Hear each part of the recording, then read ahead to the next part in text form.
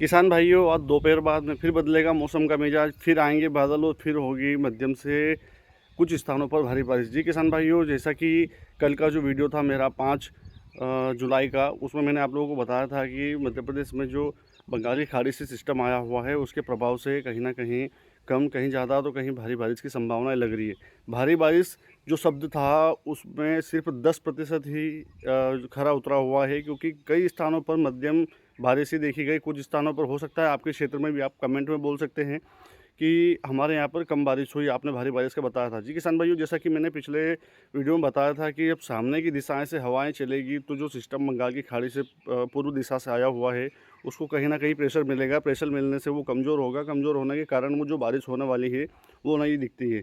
Satellite imagery में लगातार भारी बारिश रेड अलर्ट दिखाया गया था कि मध्य प्रदेश के सभी जिलों में रेड अलर्ट होगा, किंतु मैंने भी एक निष्कर्ष निकाला था कि ये जो हवाएं चल रही है कहीं ना कहीं सिस्टम को कमज़ोर करेगी। भारी बारिश सब दूर एक जैसी हो, इसका वर्णन मैंने कल के वीडियो में नहीं किया था, किंतु ये जो सामने की हवाएं हैं ये अगर शांत होती है तो ही जो बारिश है वो अच्छी गतिविधियां बारिश की जो होने वाली है वो देखी जाएगी। जी किसान भाइयों, मैं सुमेर सिंह सिसोदिया, डिजिटल दरबार। किसान भाइयों, आज 6 जुलाई 2025 वार रविवार, आज के विश्लेषण की अगर यदि आप लोगों को जानकारी दूं तो दोपहर बाद में फिर एक बार बादल आने वाले हैं। बादल आएंगे वापस और जो बारिश की गतिविधियां हैं वो फिर एक बार देखी जाएगी। पैटर्न वही रहेगा कल वाला। आज भी कई स्थानों पर भारी बारिश हो, इसका वर्णन मैं नहीं कर पाऊंगा, क्योंकि जो पश्चिमी हवाएं हैं इसने सिस्टम को कमज़ोर तो किया है और सिस्टम कमज़ोर होने के बाद में ये धीरे धीरे मूव करके राजस्थान के क्षेत्रों में जाने वाला है। राजस्थान के जो मध्य प्रदेश से लगे हुए सभी जो ज़िले हैं वहाँ पर भी अच्छी खासी बारिश आज देखी जाएगी। किसान भाइयों, आज 6 जुलाई को मध्य प्रदेश में चाहे रतलाम हो, चाहे नीमच, मंदसौर, राजगढ़, शाजापुर, इसके साथ में देवास, हरदा, बैतूल और इंदौर, उज्जैन, धार, झाबुआ, अलीराजपुर और इसके साथ में जो भी पश्चिमी ज़िले हैं सभी पश्चिमी ज़िलों का नाम फिर वही बात मैं अभी नहीं ले पाऊँगा। ये जो सभी पश्चिमी ज़िले हैं हर 10 किलोमीटर में एक बारिश का अलग प्रदर्शन देखने वाले हैं। किसान भाइयों, यदि आपके यहाँ पे बुआई नहीं हुई है तो सोयाबीन की बुआई करने से थोड़ा सा परहेज करें, क्योंकि ज़मीन की जो टेम्परेचर होना चाहिए 30 डिग्री, 28 से 30 डिग्री का जो बीज को अंकुरित करता है वो ज़मीन में से ख़त्म हो गया है।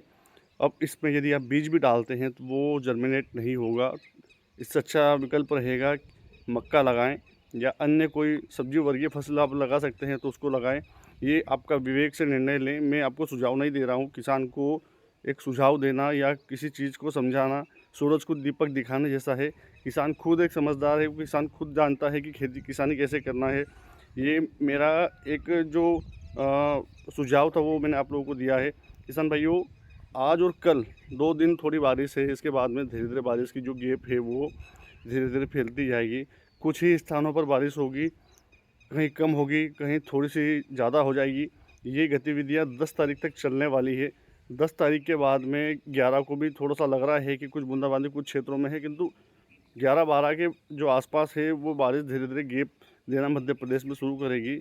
इसके प्रभाव से धीरे धीरे बादल रहेंगे, बादल के साथ में कभी कभी धूप भी देखी जाएगी। ये एक हफ्ता अभी खुलने का चांस है 11-12 तारीख से 18 तारीख के बीच में। आप लोग देखेंगे आपके क्षेत्र में बारिश नहीं हो रही है और धूप जो है वो थोड़ी थोड़ी मात्रा में दिखाई दे रही है। किसान भाइयों, प्याज के विषय में कुछ जो किसान है वो मैसेज कर रहे थे कि प्याज का क्या होगा, इस साल प्याज का भाव नहीं बढ़ रहा है। तो बांग्लादेश में जो निर्यात होना था वो लगातार सूचनाएं मिल रही थी कि आज बॉर्डर खुलने वाली है, कल खुलने वाली है, किंतु लगातार तारीख पे तारीख बढ़ रही है। हो सकता है आज शाम तक आप सुने कि बारिश ये जो निर्यात है बांग्लादेश का वो खुला हुआ है, या फिर 8-9 तारीख तक हो सकता है। इसके बाद में ही अगर नहीं हुआ तो इसके बाद में असंभव लग रहा है कि बॉर्डर खुलेगी। किसान भाइयों, 8 तारीख के आसपास एक बार फिर लग रहा है कि बॉर्डर खुल सकती है, जिससे प्याज का जो निर्यात है, भारत का जो प्याज रखा हुआ है वो बांग्लादेश में जाएगा। किंतु यदि इन तारीखों में भी नहीं हुआ तो मुश्किल है कि फिर आगे कुछ होगा। प्याज बेचना नहीं बेचना ये आपका विवेक से निर्णय लें। मैं आपको ये नहीं बोल रहा हूँ कि निर्यात होगा तो प्याज का भाव बिल्कुल बढ़ेगा। किसान भाइयों, आगे भी जो खेती से संबंधित जानकारियाँ हैं, जैसे कि कुछ मित्र पूछ रहे हैं कि प्याज की नर्सरियाँ बहुत करती है तो उसके लिए क्या करें।